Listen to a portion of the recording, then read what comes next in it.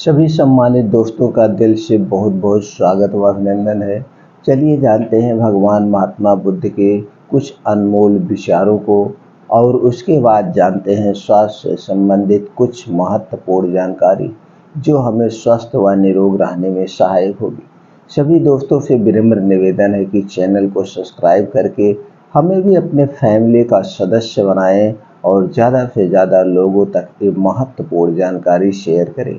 वो भी जानकारी अपनाएं और अपने पूरे परिवार को स्वस्थ व निरोग बनाएं। दोस्तों, हमें प्रोत्साहित करने के लिए कमेंट सेक्शन में ओके, थैंक्स, नमो बुद्धाय कुछ भी लिख सकते हैं। दोस्तों, आज का जो भगवान महात्मा बुद्ध का उपदेश है, सबसे मुश्किल मार्ग, और उसके बाद जानते हैं दोस्तों धरती का सबसे पुराना छह अनाज और सबसे शक्तिशाली है। ये सर्वगुण संपन्न है। इसमें क्या क्या पाया जाता है, इसके क्या महत्व है के बारे में जानेंगे दोस्तों। लेकिन चलिए पहले जान लेते हैं भगवान महात्मा बुद्ध का उपदेश। गौतम बुद्ध के पास उनका प्रिय शिष्य पूर्ण पहुंचा। बुद्ध ध्यान अवस्था में बैठे थे। पूर्ण के पहुंचने पर उन्होंने आंखें थोड़ी सी खोले और पूर्ण से आने का कारण पूछा। तो उसने कहा, मैं धर्म प्रचार के लिए जाना चाहता हूँ, आपकी आज्ञा चाहिए।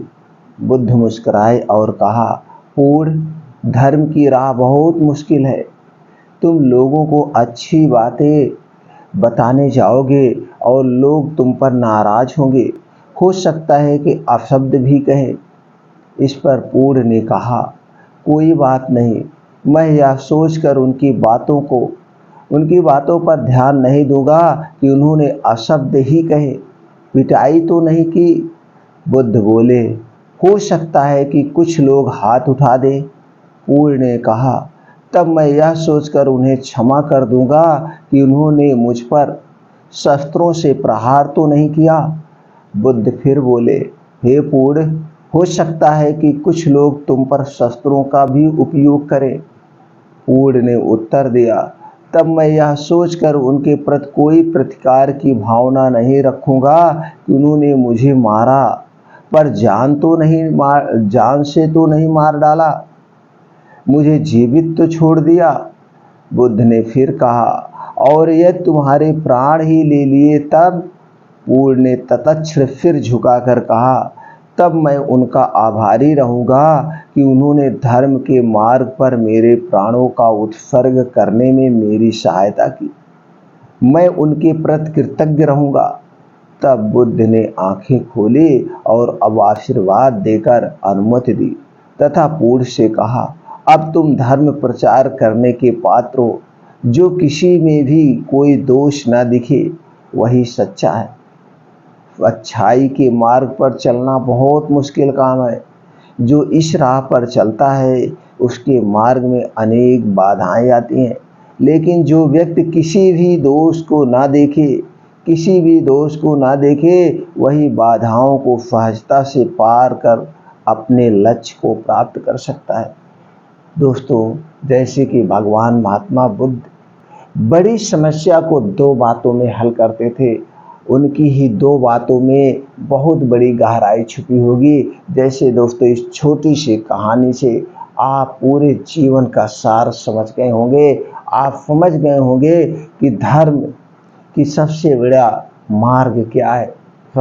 मार्ग क्या है और हमारे जीवन का सबसे बड़ा उद्देश्य क्या है और क्या होना चाहिए। दोस्तों, चलिए जानते हैं आज वो कौन से 6 अनाज हैं जो सबसे पुराने हैं और सबसे शक्तिशाली है।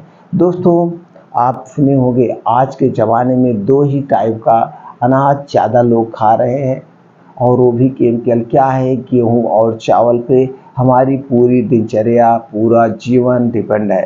तो दोस्तों, पहले समय में तरह तरह के अनाज हुआ करते थे और लोग खाते थे, और ये मोटे अनाज हुआ करते थे, और मोटा अनाज हमारे पेट के लिए बहुत ही महत्वपूर्ण है। उसमें फाइबर या और जैसे पोषक तत्व बहुत अधिक मात्रा में पाए जाते थे, जिससे हमारा पेट कभी भी खराब नहीं होता था, कब्ज की शिकायत नहीं होती थी, और हर एक बीमारी की जड़ गैस, कब्ज, अपच है।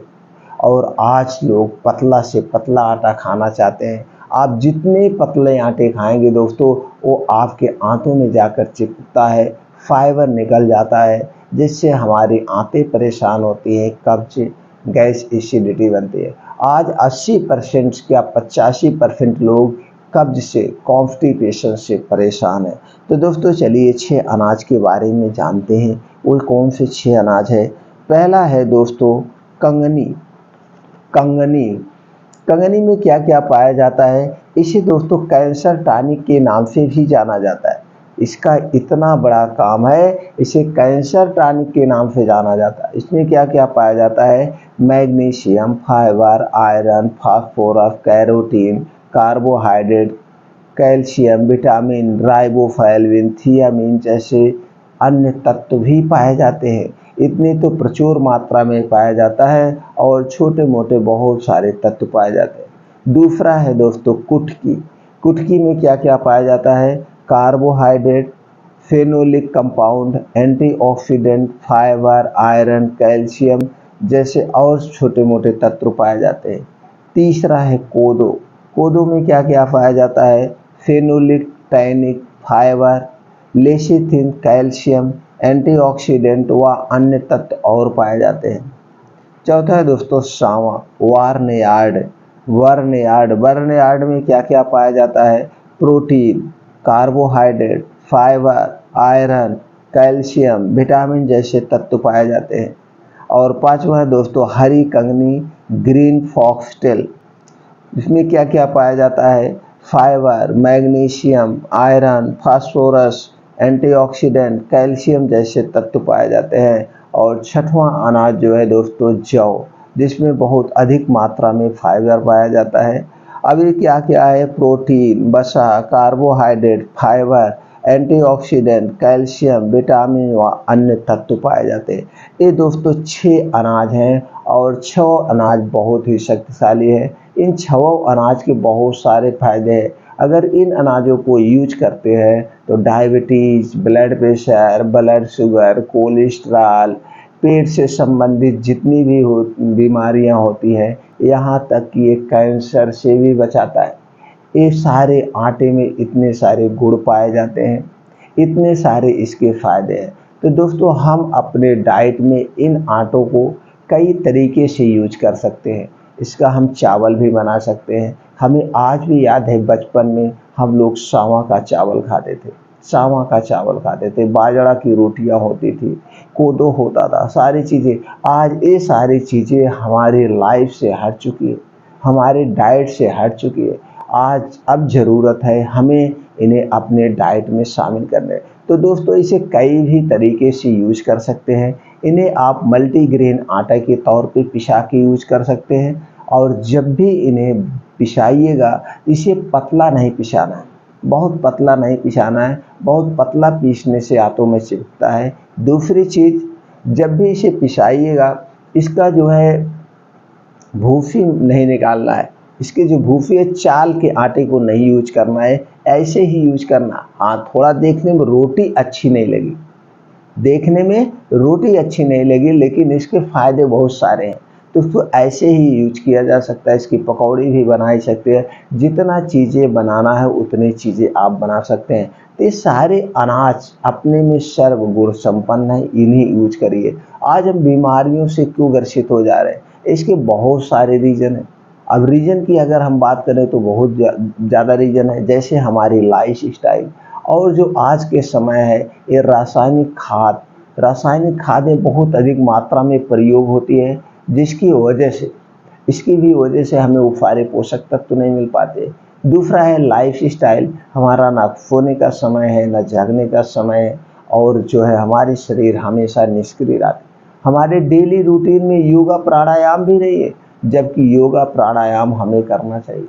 हमें योगा प्राणायाम करना चाहिए। और इसी सब की वजह से आदमी ब्लड प्रेशर, ब्लड शुगर से ग्रसित हो जा रहा, और यही बीमारियां आगे चल के तमाम और बीमारियों को जन्म देती है, जैसे किडनी फेलियर, यूरिनरी इन्फेक्शन, ऐसे सारे बहुत सारे यूटीआई इन्फेक्शन, बहुत सारे जो प्रॉब्लम का हम शिकार होते जा रहे हैं, हमारा शरीर बीमार होता जा रहा है, तो दोस्तों सीधे से मल्टीग्रेन आटे का प्रयोग करें और तरह मल्टीग्रेन या मिक्स दाल का प्रयोग करें। हर एक चीज़ में अलग अलग तत्व पाए जाते हैं, तो सारे तत्वों को मिलाकर हमारे शरीर में जो भी पोषक तत्व है उसकी पूर्ति हो जाएगी और मेरा शरीर स्वस्थ व निरोग रहेगा। दोस्तों फिर मिलते हैं ऐसे ही और महत्वपूर्ण जानकारी के साथ अगले वीडियो में।